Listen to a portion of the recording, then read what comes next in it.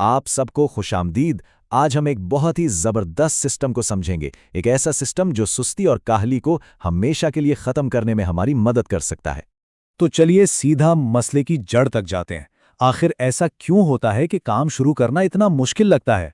हम सब इस एहसास से गुजरते हैं, वो फ्रस्ट्रेशन जब पता होता है कि क्या करना ज़रूरी है, लेकिन बस हिम्मत ही नहीं होती शुरू करने की। इस पूरे तज्ज़िये में हम 5 ऐसी खास टेक्निक्स देखेंगे जो जापानी उसूलों और साइंसी तहकीक से ली गई हैं। ये टेक्निक्स इस फ्रस्ट्रेशन को एक्शन में बदलने का रास्ता दिखाती हैं। तो सबसे पहले एक बुनियादी सच्चाई समझते हैं हमारे दिमाग के बारे में, एक ऐसी सच्चाई जिसे हम अपने फ़ायदे के लिए इस्तेमाल कर सकते हैं।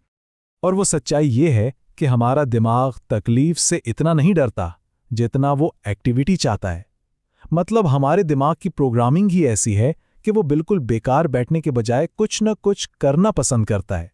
अब ये बहुत ही दिलचस्प बात है। देखें, 2014 में एक स्टडी हुई बोरियत पर, और इससे पता चला कि लोगों ने कुछ ना करने पर हल्का सा इलेक्ट्रिक शॉक लेना बेहतर समझा।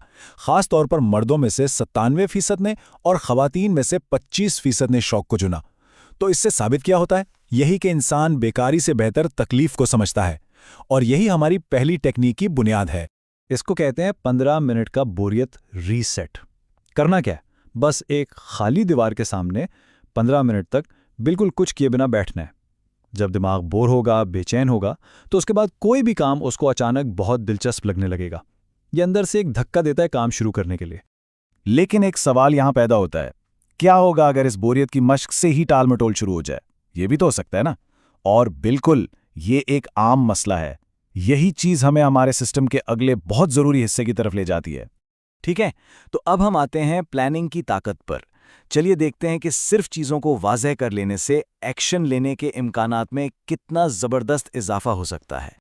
जरा इस नंबर को देखें, 67%। एक स्टडी में पता चला कि जिन लोगों ने एक स्पेसिफिक प्लान बनाया, उन्होंने दूसरों के मुकाबले में 67% ज्यादा वर्जिश की। यह हैरानकुन है ना? इस चीज को रिसर्चर्स इम्प्लीमेंटेशन इंटेंशन कहते हैं।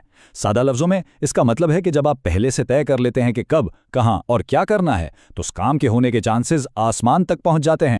फर्क बिल्कुल सामने है। एक तरफ एक गैर वाज़ेह गोल है, जैसे मैं इस हफ्ते ज़्यादा पढ़ूंगा, और दूसरी तरफ एक बिल्कुल साफ प्लान है। मंगल को शाम 7 बजे मैं अपनी डेस्क पर 25 मिनट के लिए फिजिक्स का चैप्टर 3 पढ़ूंगा। ये जो क्लैरिटी है ना, ये सारी जहनी रुकावटों को हटा देती है। सोचना ही नहीं पड़ता कि शुरू कहां से कर। तो असल बात यही है, जब आप एक स्पेसिफिक प्लान लिख लेते हैं तो वो सिर्फ एक ख्वाहिश नहीं रहती, वो आपके दिमाग के लिए एक आसान वाज़ेह हिदायत बन जाती है, एक ट्रिगर जो एक्शन को लाजमी बना देता है। ठीक है, प्लान तो बन गया, लेकिन ऐसी आदत कैसे बनाएं जो वाकई टिकी रहे, जो हमेशा के लिए हो? उसके लिए हम रुख करते हैं जापान की कुछ सबसे प्रोडक्टिव कंपनियों के इस्तेमाल किए हुए 2 ज़बरदस्त तरीकों की तरफ। तो अब हम देखेंगे कि जापान के तरीके से फोकस कैसे किया जाता है। हम सीखेंगे कि कैसे छोटी शुरुआत करके ऐसी आदतें बनाई जाती हैं जो कभी ना टूटें, और फिर इस फोकस को कायम कैसे रखा जाता है। पहला उसूल है काइजन। ये एक जापानी फ़लसफ़ा है जिसका मतलब है बेहतर के लिए तब्दीली। इसका बुनियादी ख्याल ये है कि अगर लंबे अरसे तक चलने वाली आदत बनानी है तो शुरुआत इतनी छोटी होनी चाहिए कि दिमाग को पता भी न चले। और उसका तरीका बहुत सादा है, सिर्फ 1 मिनट से शुरू करें। पहले हफ्ते रोजाना वो काम सिर्फ 1 मिनट के लिए करें, अगले हफ्ते उसे 5 मिनट कर दें, और फिर आहिस्ता आहिस्ता वक्त बढ़ाते जाएं।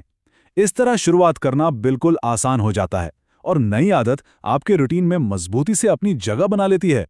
अब जब आपकी आदत बन जाए और आप ज्यादा देर काम करने लगें, तो एक नया मसला सामने आता है, फोकस कम होने लगता है। यहां पर दूसरी टेक्निक काम आती है जिसे पोमोडोरो टेक्निक कहते हैं।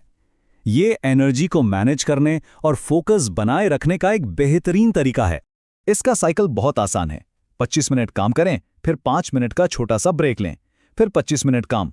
ऐसे 4 साइकिल के बाद एक लंबा ब्रेक लें, 15 से 30 मिनट का। इस स्ट्रक्चर को फॉलो करने से एनर्जी लेवल हाई रहता है, थकावट नहीं होती और आप घंटों तक प्रोडक्टिव रह सकते हैं। और अब आते हैं आखिरी और शायद सबसे अहम हिस्से पर, एक ऐसा जुमला जो मोटिवेशन के लिए एक मैजिक स्विच की तरह काम करता है। वो जुमला है, मैं सही रास्ते पर हूं। जब भी किसी काम को लेकर गैर यकीनी या मायूसी महसूस हो, बस आंखें बंद करके खुद से ये जुमला कहें। अब ये सिर्फ पॉजिटिव थिंकिंग नहीं है, इसके पीछे साइंस है। ये जुमला फौरन आपके दिमाग में डोपामीन रिलीज करता है, मायूसी की जगह सुकून का एहसास देता है और आपको याद दिलाता है कि आपकी कोशिश बेकार नहीं जा रही, बल्कि आप अपने बड़े मकसद की तरफ बढ़ रहे हैं। इस जुमले को काम शुरू करने से पहले और हर 25 मिनट के पोमोडोरो सेशन के बाद दोहराएं। ऐसा करने से आपका दिमाग काम को एक पॉजिटिव एहसास के साथ जोड़ना सीख जाएगा और काम जारी रखना बहुत आसान हो जाएगा। तो चलिए अब इन सब चीज़ों को मिलाकर एक मुकम्मल एक्शनेबल सिस्टम की शक्ल देते हैं। तो ये रहा आपका 5 हिस्सों पर मुश्तमिल एक्शन प्लान। पहला, बोरियत रीसेट, 15 मिनट की बेकारी ताकि काम अच्छा लगने लगे। दूसरा, स्पेसिफिक बने, लिख लें कि क्या, कब और कहां करना है। तीसरा, काइज़न से शुरू करें, आदत बनाने के लिए सिर्फ 1 मिनट से। चौथा, पोमोडोरो के साथ फोकस करें, 25 मिनट काम, 5 मिनट आराम। और पांचवां, मोटिवेशन फ्रेज, मैं सही रास्ते पर हूं का इस्तेमाल। देखें, ये सिर्फ टिप्स की लिस्ट नहीं है, ये एक पूरा सिस्टम है जहां हर अगला कदम पिछले कदम की मुश्किल को हल करता है। याद रखें, सुस्ती पर काबू पाने का सफर 5 घंटों से नहीं बल्कि सिर्फ 1 मिनट से शुरू होता है। तो आज वो कौन सा 1 मिनट होगा जो अपने मकसद के लिए वक्फ किया जाएगा?